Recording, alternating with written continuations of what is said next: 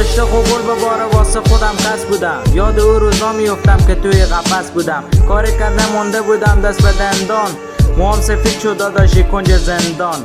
جوانی رو ندیدم که واسه من عوض شده. بیا نگاه اینجا هر کی واسه خودش کس شده. دوران به دست اینا و گرگا همه شیر شدن. حس قوی دارم ولی واسه اینا پیر شدم. ساعت 4 صبح الان نصفش اومد به سرم. یاد او پدر میافتم که داد میزد پسرم. میگفت جوانی تو زدی با همین داداشیا. روز بعد رفیق نداری بایدم جداشیا.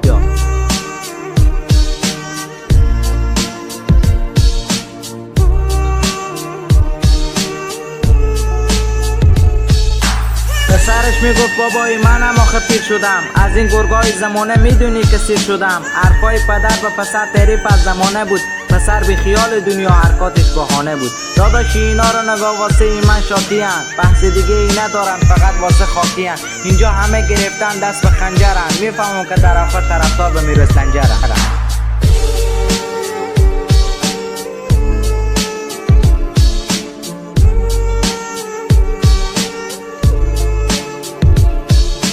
سختی ها را رد کردم من دیگه نمی بازم. دنیا با هم لج کرده باش دیگه نمی سازم. اینجا بهت نشون میدم صبر من تا کجا بود. زیادی مغرور نبودم هوادارم خدا بود. میدونی من درد کشیدم تو جوانی پیر شدم. سختی های زیاد کشیدم از زندگی سیر شدم. هدف من رسیدن و میدونی که درگیرم. تا بتونم میرم جلو معلوم بشه تقدیرم.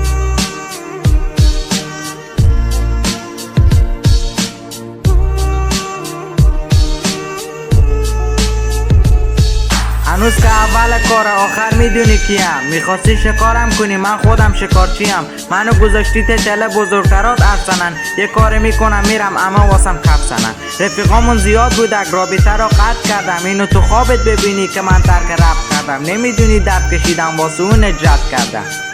یا میرسلنجر 040 شندم خل محمد